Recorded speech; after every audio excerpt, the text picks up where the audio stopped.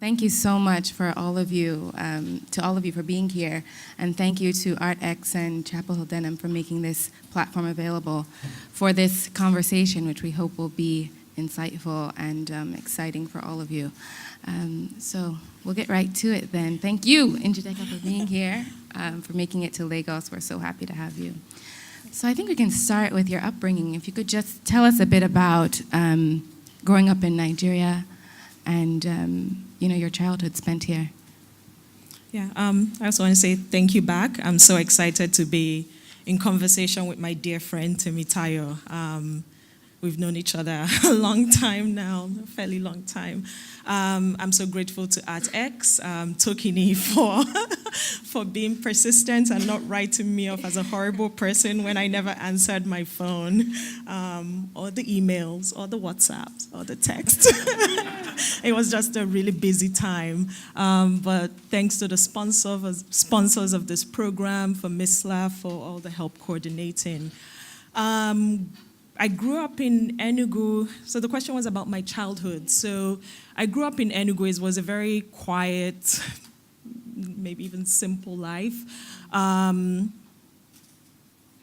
There are 6 of us running around with my siblings. I spent the weekends sometimes in the village with my grandmother, and there was like 1 or 2 summers when I went to the village and stayed with her for an extended period. So it was a pretty sheltered, quiet life. And then I went to boarding school in QC in Yaba, and that was a big change coming from being like the Igbo girl in the class with the Igbo accent and everything that came with it. So that was like, and I'll come back to this, but that's one of the big shifts in my life that I explore in my work.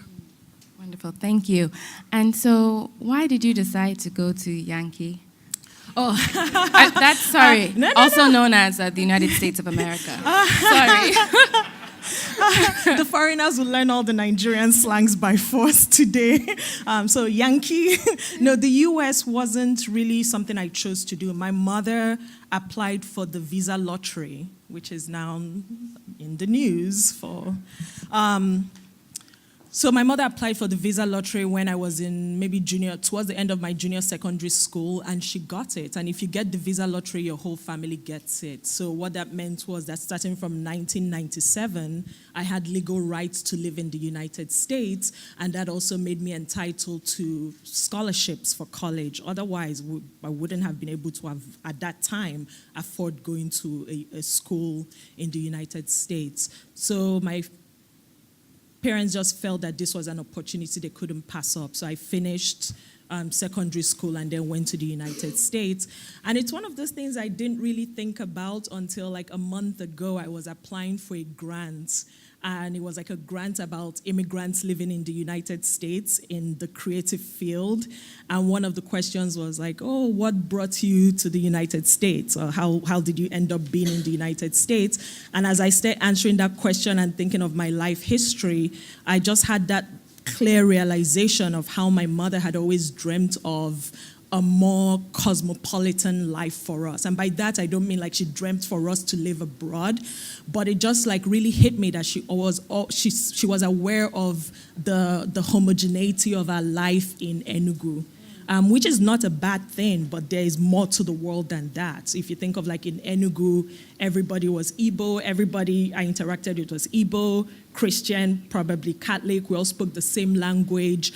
So I wasn't really connecting to the complexity that is in Nigeria. There are hundreds of different tribes. So she really pushed for us to go to secondary school in Lagos, which I remember like being distraught over because all my friends were going to Federal Government Girls College or Wari, and she wanted us to go to Queen's College, which, to put it in perspective, I was 11 years old and got sent to boarding school all the way in Lagos, and I only came back home like 3 times a year or something like that. But so even though it was tough for us, I think she wanted me to experience life somewhere else. And so Lagos really became my first brush with cosmopolitanism or cosmopolitan lifestyle, because that was the first place I was living side by side with Muslims, with Yoruba people, with Hausa people, with Fulanis, with people from all walks of life, not just with tribe, with religion, with socioeconomic class, because we were like middle income, working class family. And in QC, you have people whose parents were pretty much running the country. The whole range or the whole scale was there. And so it made sense that she applied for the visa lottery. So it's almost like there's the move to Lagos, but then there's this other like whole world out there that I want you to see. Because we didn't know she had applied, or at least I didn't know till we got it. And so I got to leave Nigeria and go abroad for university. How did you feel about leaving Nigeria when you found out she'd gotten this lottery that you didn't know she was applying for? Were you excited? How did you feel? I was excited. I mean, at that point, going abroad had the magical feel to it, because my only connection to abroad was in movies. So there was just this like, oh my God, I'm going to finally see it. So there was that excitement, but also this, I think with Queen's College, I already had like this like the bug. I was already interested in expanding my views of the world and traveling and seeing what else was out there. So for me, I'm a very curious person, so that part of me was ignited, just the curiosity to expand and complicate yet again my life and my identity and the experiences I had had so far. Wow. So when you got to the U.S., you attended Swarthmore first. What did you plan to study there, and what actually happened? So I'm going to backtrack a little bit on the story. Sure. Because when I got to the United States, I finished Queen's College and I went to the US, and I hadn't applied to university yet. So I couldn't start school yet. So the way it was planned out was you finish secondary school, you go abroad, and you have a gap year. You have like a 1 year free time where you're looking at schools, you're studying for the SATs, because the SATs is not really perfectly aligned with our curriculum here, and it's just a different kind of test taking. So you take that year off and you study for the SATs and you apply to schools. And it's also good because then you have 1 year to get over the culture shock and adjust before you start dealing with a heavy academic load. So my brother had gone a couple of years before I went with my sister, and what he ended up doing was he enrolled for classes at the Community College of Philadelphia, so he advised us to do that. So I ended up taking a year where I was studying for the SATs, looking at schools, and taking classes at the Community College. So at the Community College, I was trying to take classes that kind of filled the gaps in my knowledge or in my education. So like I didn't know anything about American history, which makes sense. We don't teach it here. So I took that. And even though I did literature in secondary school, our literature books were not the books I encountered there. So I took a literature class at the community college and a few other like math classes. And then to even that out, I took a painting class. And that ended up being my first oil painting class.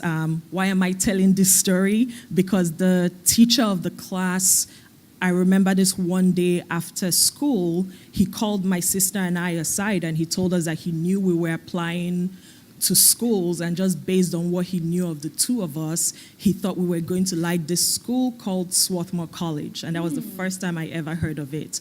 And he said his best friend worked in the art department there, and he had a feeling I would really like it. And I thought, okay, it's 20 minutes away. Let me go take a look at it. So I got on the train. I went over there, ended up meeting his best friend, who is now my lifelong mentor.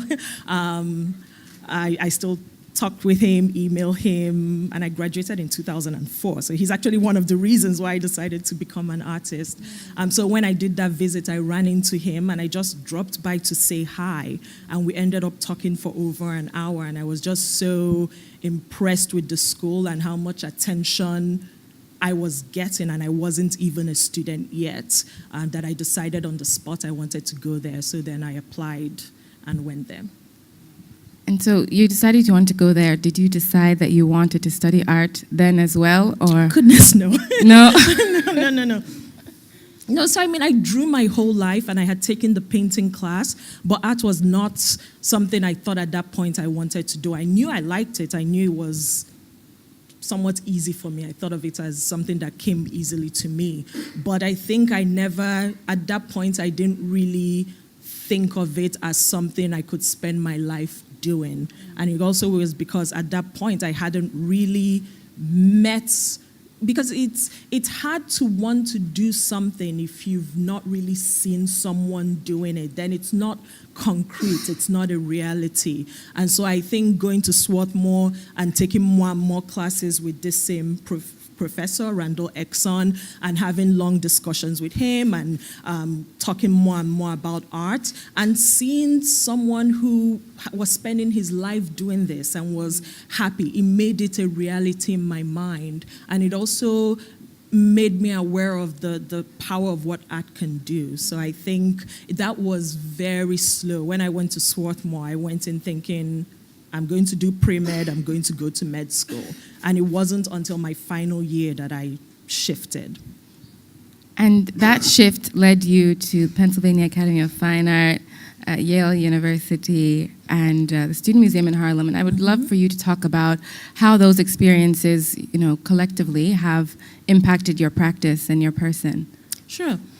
So by my final year in Swarthmore, when I was thinking that art seemed to be something I felt was important to me and I wanted to do it, this same Professor Randall Exxon had taken our class to see a show at the Pennsylvania Academy of the Fine Arts. So I had heard of it, but I had never been.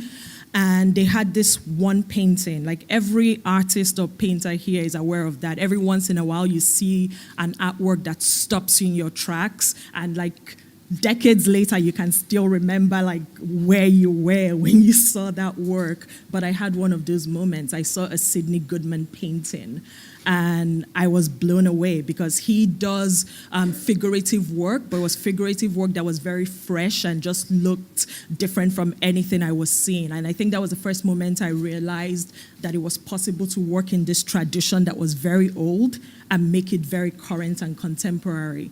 So I remember that moment, and I just remember thinking, if I do decide to do this art thing, I want to study with him. So when I finally made the decision that I wanted to be an artist, I went to the Pennsylvania Academy to study with Sidney Goodman, and I ended up staying there for 4 years. And so the Pennsylvania Academy really uses a way of teaching that has existed for hundreds of years, like passed down from French academies. So it's morning to night, Monday to Friday, you're painting and you're drawing. It's still life, it's drawing from the cast, it's drawing and painting from live models. So by the time you leave, you really have this very strong skill set of like a very traditional Western figurative painting. And so when I finished at the Pennsylvania Academy, I knew like I could draw well, I could paint well, but I felt then the next question was, what do I do with these tools or these skills I have? So that's why I felt I was ready for grad school at that moment. Like I needed to be in a really rigorous, critical environment to figure how to use those skills to tell stories that were beginning to percolate in my mind and excite me and kind of preoccupy me. So I started applying to graduate schools and I went to Yale. And the way graduate school works is, as opposed to PAFA, the Pennsylvania Academy, where they're very hands-on and you're getting a lot of technical skills, in graduate school you're left alone. They give you your studio, and that's it. I mean, it was so bizarre to like get to school, and there's your studio, bye. Nobody gives, there's no set schedule or anything, because they want you to learn how to be a practicing artist, which, what we do every day is you wake up and you go to your studio, and it's really just you by yourself, and you have to learn how to self-critique.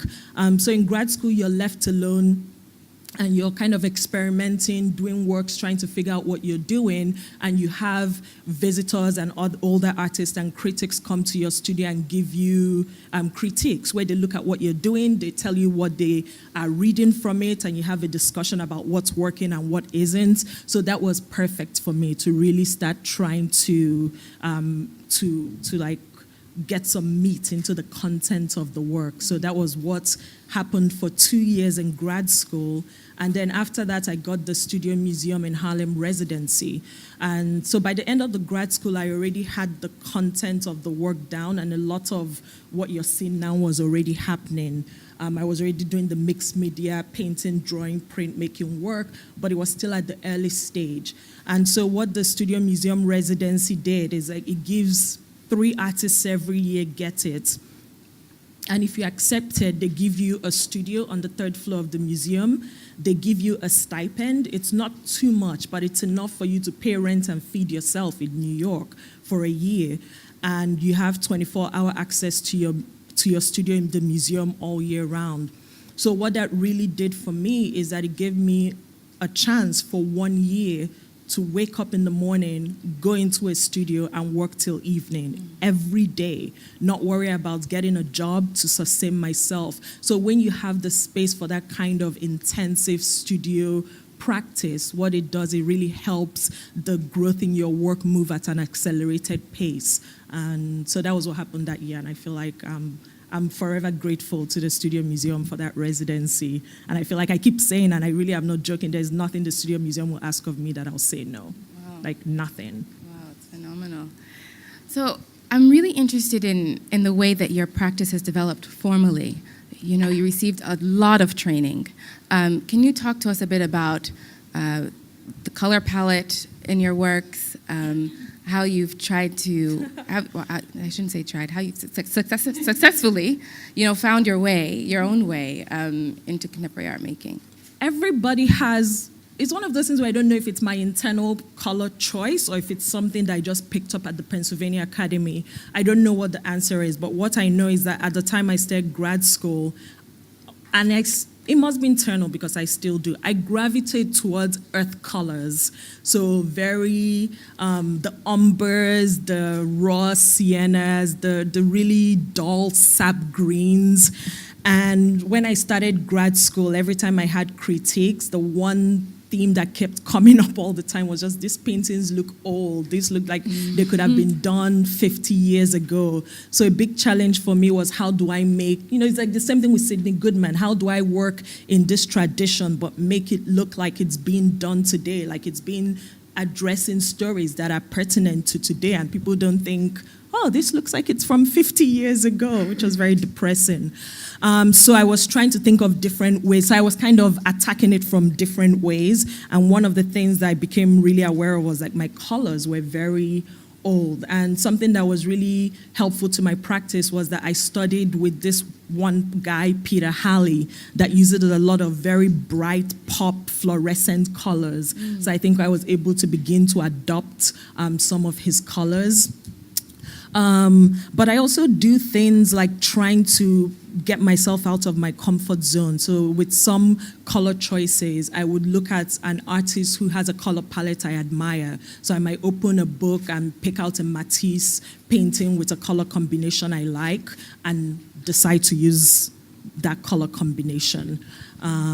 Or even looking at references, like on Friday was a visual gold mine, seeing all the outfits here and taking pictures. So the reference sometimes is also around me, like sneakers have beautiful, like I'm looking at that baby pink with that weird light cobalt blue and the lovely gray. It's such a, you know, that's like a very, like those are colors I wouldn't think of putting together, but now when I see that, I'm like, huh, that's kind of nice. I'll just shelve it upstairs and use it someday. And so I keep trying to do things like that to trick, not to trick, but like to push myself to expand what I do with color.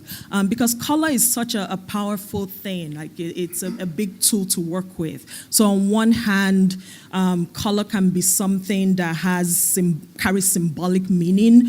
Color can be something that I use to link myself or to kind of point out a connection to a history that I'm coming from. Like if I use a color palette that say, not Velasquez, he uses. If I use a color palette that someone like I'm thinking of who I've quoted before, like Hammershoy, who is a Danish painter. If I use a color palette of his, then I feel like that creates a link between my work and his. But color is also something that could carry specificity. You know, thinking of something like, how do I walk into a gallery and see an Ella Natsui work, and something about the colors remind me of a piece of George wrapper that my mother used to wear growing up. Like, that's something color can do. So also thinking of things like that with my color. Like with this piece, Tea Time in New Haven, I was really thinking of the colors I remember seeing in people's houses growing up. Like I found myself thinking a lot of interior colors in houses that were built in the 70s and 80s always tended to be like a minty, blue, green.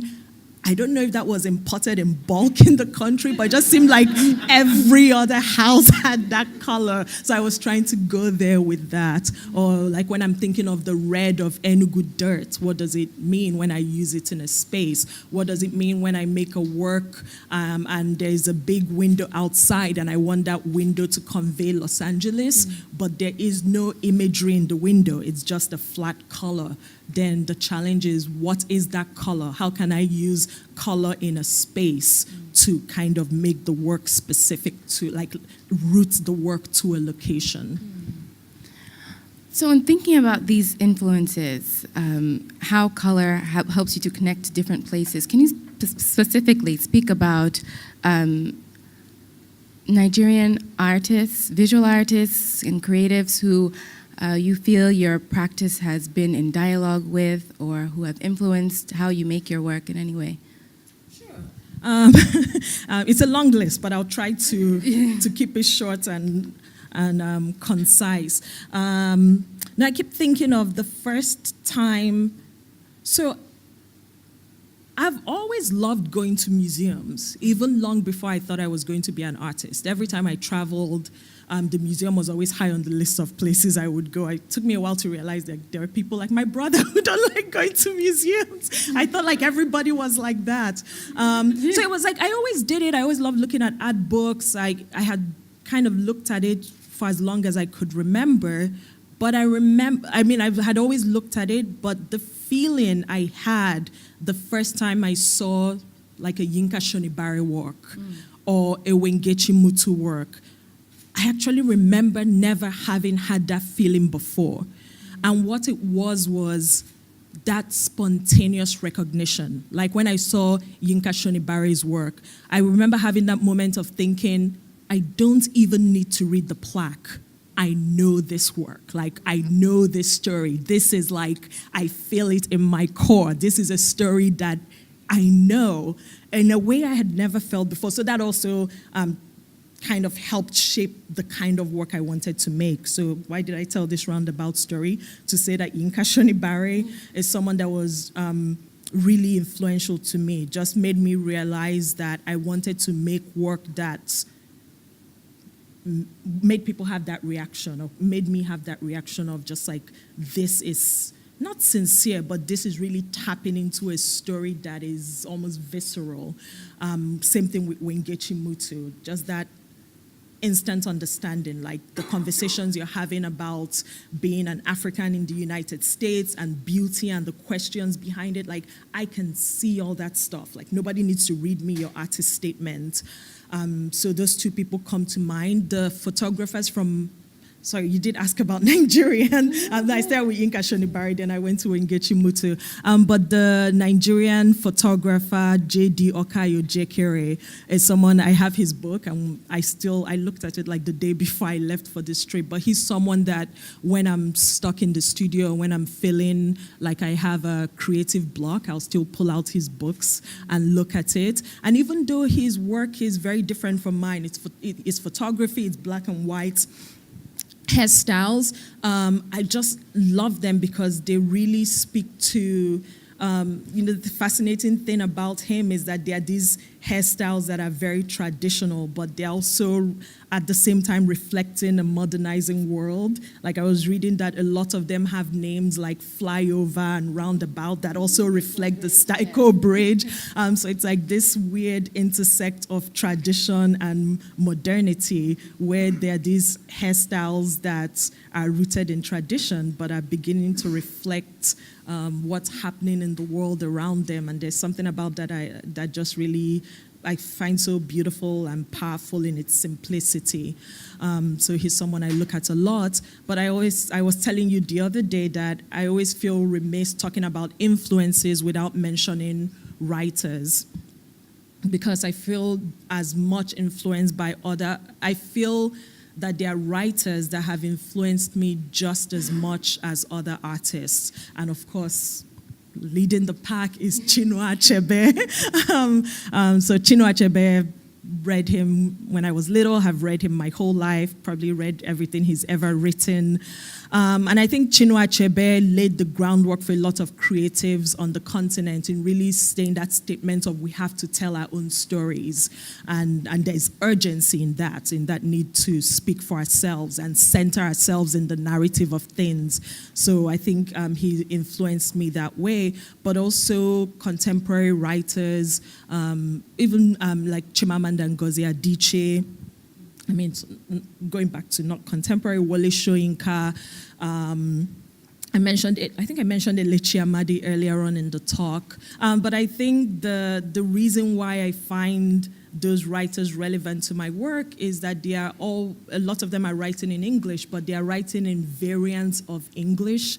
And Chinua Achebe has that beautiful statement where he said, the English language, when altered, can be made to bear the burden of my African experience. So the point he was making in the essay where he mentioned that was that, because that was in response to the debates that happened in a conference of African writers, I believe in the 70s. And the debate was, should African writers write in English or write in their local languages?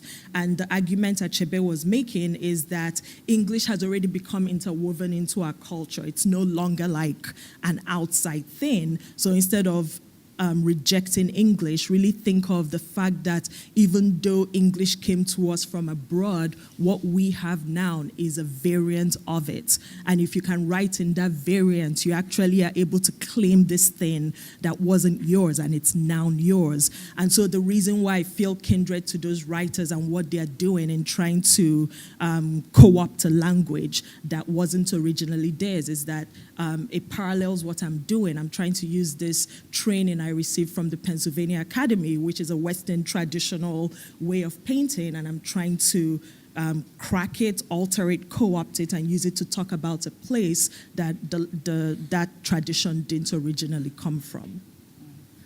Fantastic.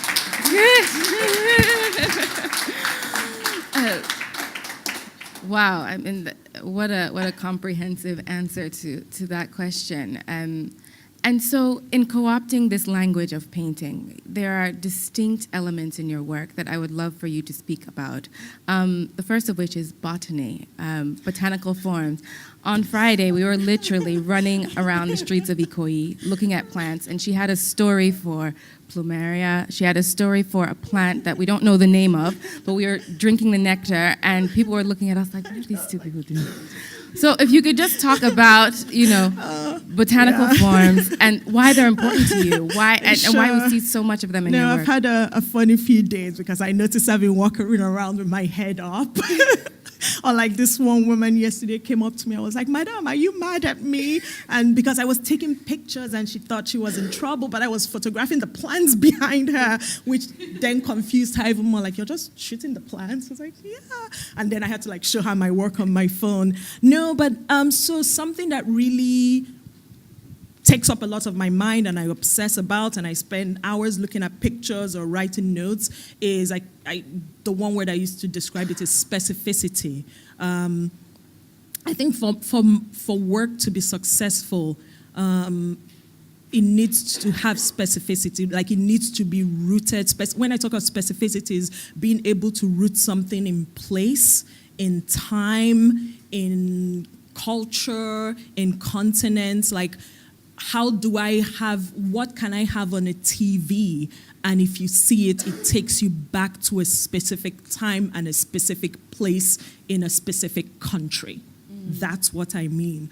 So I've been working with specificity with the pictures I transfer in the work, but also I think also with the portals in my work. So like with the TVs, with the objects on the table. So working with like St. Louis sugar, pig milk, and all that stuff. With the images on the wall, there's a lot of like religious icons on the walls because I felt like growing up, everybody had like a Sacred Heart of Jesus image in their living. It's so funny. Like you look through your old, I looked through our family album and it's like a Where's Waldo game. You can just look through and there's a Jesus picture somewhere, or like a Mary image. So like being able to bring that in my work. And so in the past few years, I've started expanding that to plants, because plants are something that can be so specific. Like there are plants, especially now I don't live here anymore, and I'm kind of going between memory of Nigeria and the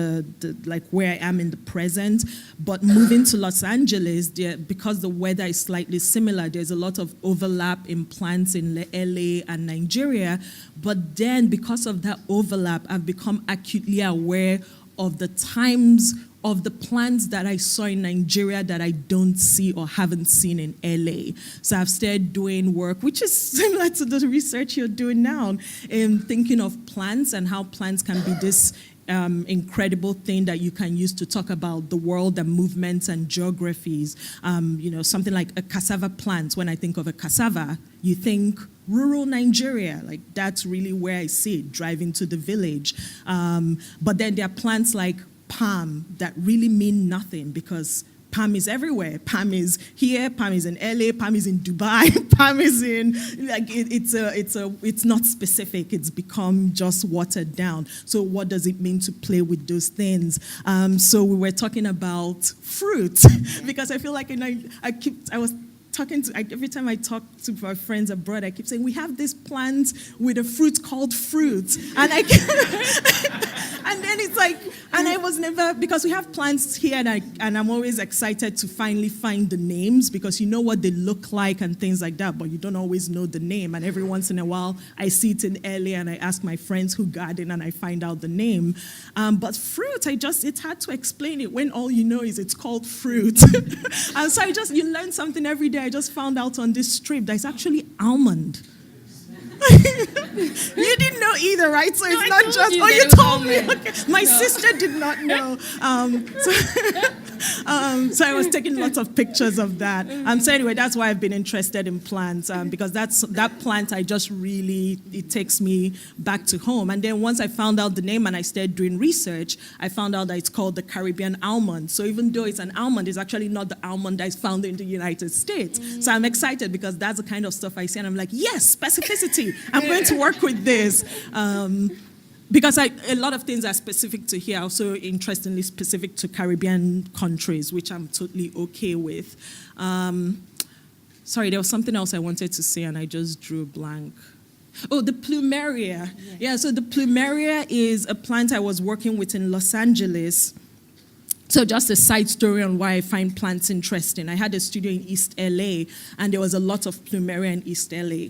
But in Highland Park, where I lived, there was no plumeria. And I ended up talking with a woman who had a lot of plumeria plants in her house in East LA. And it turns out plumeria is found a lot in South America, and East LA has a big South American population. So she didn't know, but my friend who gardens and I were speculating that maybe they brought that with them to remind them of home in planting it in East LA. And I don't think it's an LA plant, because it would have been everywhere and not just really dominant in this one neighborhood. So it's just little things like that, how plant movements can be used to map the movement of people across places. Now, you told me that you planted a plumeria tree, right, when your son was born. Mm-hmm. And I wonder if you could just share with us how motherhood, if at all, has influenced your practice so far. He's still a year and some change, so I know hasn't been very long, but What would you say?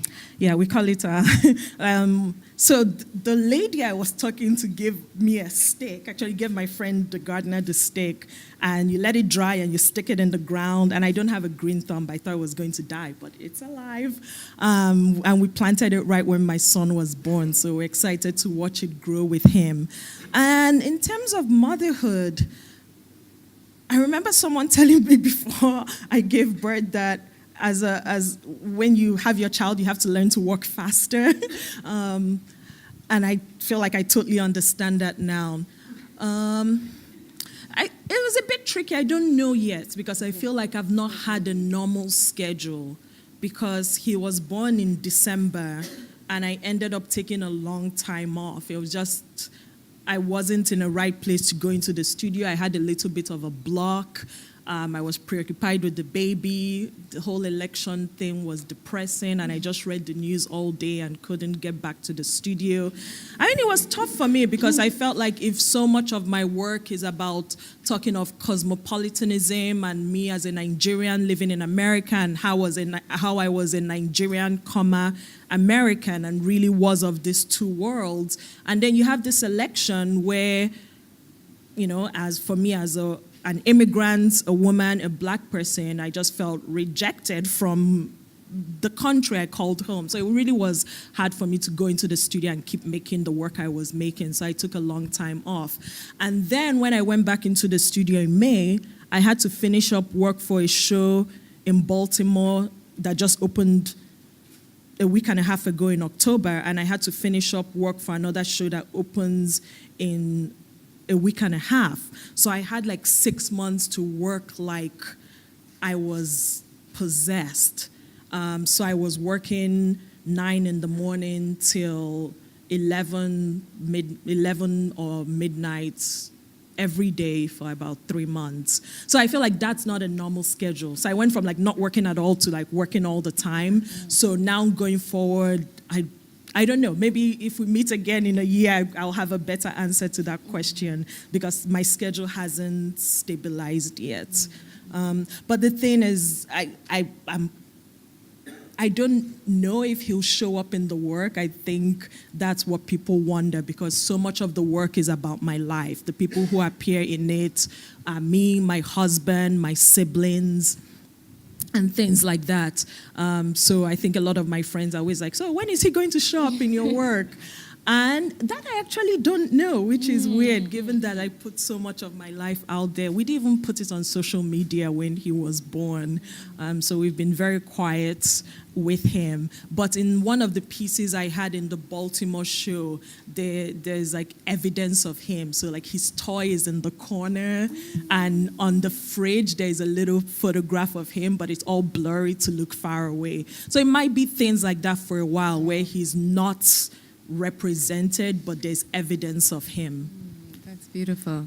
So can you tell us a little bit about how all of these elements in your work come together? You have this massive sheet of paper, 7 feet by 10 feet or 14 feet. It's blank. What happens? So there are different ways I start work, but no, this is actually one of the toughest questions I get when I'm not in the studio, because if I'm in the studio, I can actually show my studies and sketches, and it makes more sense. So when I have the blank piece of paper, I start off with an idea, and I sometimes do shoots. I'll stage shoots for what I want, and then I take parts of the photos I've shot, and I draw it out, and then I have to figure out the rest of the space, and that's where a lot of research comes in, and going back to like specificity. What do I put in the space? What do I want this work to do? And after a lot of thinking and reading and researching and looking at pictures, I have the line drawing down, and then I project that line drawing on the paper, and then it's like a constant back and forth of like planning. Then I start thinking, where do I want the transfers to go? And to figure out where the transfers go, I do lots of prints out of the line drawing, and I use like black ink to try and figure out the shape of the transfers. So with the transfer, it's actually a formal decision. I'm thinking of it in terms of shapes, like how do I want this piece of paper to be broken up into shapes? Where do the transfers go? Where do they not go? So now, if maybe you can stay here for a second, it changes from work to work. Like in this work that is up right now that I'm looking at, I knew that I wanted her dress to be white. And for the transfer shape, I was thinking it would be visually exciting if I had this transfer shape that went from the background into her outfit. So those two forms were actually connected. Actually, the back wall, the floor, and her dress are all connected into a single shape because of the transfers. And then using the overwashes, I can take that one shape and split it into three. So it's like when you see this in real life, there's this visual like flip-flopping that is happening because things unite and then things separate again. So that's what I was thinking of, say, with this particular piece, with where the transfers went. So it changes from piece to piece, depending on like what I want to happen in the piece or how I want to direct your eye. I'm glad we're on this piece also because, you know, I love this work. And this is the first... So this piece she's actually done this piece 3 different times. She's done this piece 3 different times, and this is actually my favorite version of the piece. You know, she was talking about color earlier and how she's sort of fighting against her formal training and finding her own way with her own palette. And this piece she felt was too brown. She felt like it needed, you know, more color, and so she did it 2 more times. How do you find it? How do you find that energy in yourself to say, you know, I'm not happy with this. I'm going to start all over and do the exact same composition again, and then again. Okay, so I'll talk about this, and after this we can move on, and you'll see the piece, the different version of this. So this piece has started off with, now I wish I put in the slides, it's okay. But there is Velasquez is someone I've looked at my whole art career and slightly obsessed with. But there is a Velasquez painting of Prince Balthasar Carlos, this little Spanish prince in his just beautiful, rich fabrics, jumpsuit thingy, and he's standing in this very specific pose. So I hadn't done portraiture in a long time, just like full-on portraits. And that's also one of the things I kept maybe running away from my time at the Pennsylvania Academy. I felt like every time I did portraits, people felt it looked old. And so I just blanked out. Intentionally, that's the word I was looking for. So I intentionally moved away from it. And I'm like, do I want to say this? It's okay. But if you look at my work, you'll notice that a lot of times the figures are looking away. I'm always like trying to keep the face very simplified shape so that it's not a portrait. And so this was a year after, right after my studio museum. I had been making this kind of hybrid work for a couple of years. And I just thought I should stop running and I should do this thing that scared me and see if I could make it work. So I was thinking of how to approach it. And I thought of doing my own take or a modern version on Velasquez.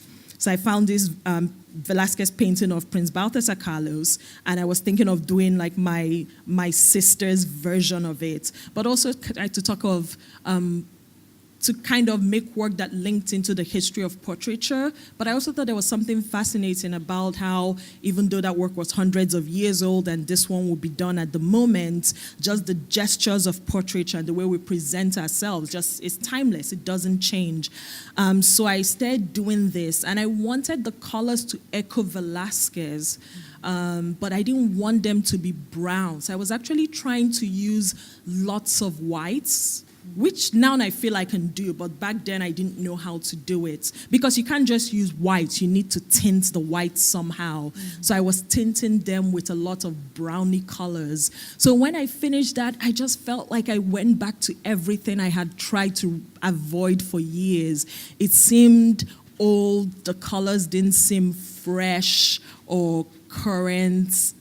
I was very irritated with it, but I really liked the image, so I decided to do it again, which I never really do, because so much of the excitement of making the work is the puzzle solving and trying to figure out how things work together and lock together. And once you do all that, it doesn't make sense to go back into it. But I disliked that color so much, I decided to do it again. So this is the second take where instead of tinting the whites with browns, I did it with blues and pinks. Could you tell us what's currently happening in your studio? What references you're currently working with?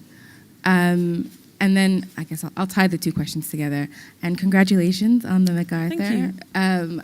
Can you share with us what your plans will be for the next few years of this fellowship? Sure. So in terms of, well, I'll talk about what I just finished and then tie it into future plans. So I mentioned earlier on that I have a show in Baltimore that is up right now. So it's a suite of 6 works that break down into 3 and 3. And, can we keep looping? There are actually 2 of the pictures from Baltimore that come up in here. But it's a lot of interiors of Nigeria against interiors from the United States. So really slowly just trying to expand kind of the complexity of my life again. So it's not, it's fine. It'll come up when it comes up. Okay. But just thinking more about what it means to be Black in America in a way I hadn't done before. I think, I would love for you to talk about, precisely what you've just referenced, the idea of being a Black person in Nigeria. You're a Nigerian, of course, in America rather. You're Nigerian, of course, but being in the United States, especially during this time where what some might refer to as residual or reticent racism is really coming to the surface. How do you feel about this? How your work in Baltimore is beginning to deal with this? I would love for you to talk to us a bit more about that. I'm a little bit hesitant to talk about this because it's like a new body of work and I'm still digesting it. But just, I think maybe it got magnified by having a child and knowing that I will be raising a Black son in the United States and really thinking of all what that means in a way I hadn't done before. Because in my mind, I had always been like a Nigerian living in America. That never leaves you. If anything happens, I will always run back home. But just having a child changes that and knowing he will experience life in a way that I didn't and will inhabit an even more complicated space than my already complicated one. So that with the election really led to this new body of work that did a lot of referencing of the Women's March, the protest, Black Lives Matter, and other things like that in ways I hadn't done before. And then my last question, I want to just know, with in the years that are coming with this MacArthur Fellowship, what are your plans? The future. For the future, I'm just looking forward to having a year where I'm not committed to a new show. So the past 3 years have been very busy, where I've constantly been working towards a show. So I've not really had the luxury of making work that didn't work out. Like I've been at a point where everything I've made has had to go to a show, which as much as you try to be free and liberated and not limit yourself, it's hard to truly let go when you know that the work needs to be decent enough to be shown. So I'm really looking forward to having no commitment for new shows and being able to go to my studio and work, but make work that doesn't need to be seen, it doesn't need to be good, it doesn't need to be successful. I can let myself fail, and what that will do is it'll let me try out different things because my practice combines lots of things, and it started off being printmaking, painting, drawing, and now it's like printmaking, painting, drawing, collage, and it's like printmaking, drawing, collage, and like crayon. So I feel like every year I expand my toolbox, and the next year I expand it even more. And the more I expand the toolbox, the more complicated the work I make gets. And what having a year off will do is it'll let me just experiment more and discover even newer things I can do in the works.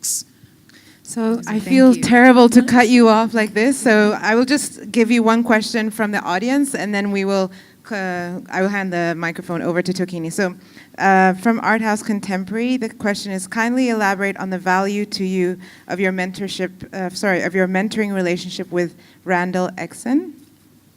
I think what it is, it's been nice to have someone who has been there the whole journey, and Randall has just been there from the beginning. But I also want to say I have mentors like Wengechi Mutu, Mark Bradford since I lived in Los Angeles, Michelin Thomas from when I was at Yale. And what those mentors do, so one thing, now I'm backtracking a bit. Going to New York as a Black woman artist, there's such an incredible community of artists who kind of watch out for each other. And I think what those mentors do for me is just make themselves available to help when I need it. So for instance, if a project is coming up and I'm not sure if I should do it or not, I know I can reach out to them and ask and trust that they have my best interest at heart and that whatever they tell me to do is from a place of looking out for me.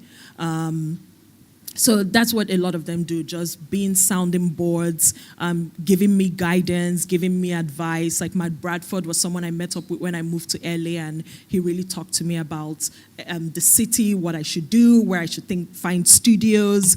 So those are the kind of things they do. I don't know if that was helpful. Okay.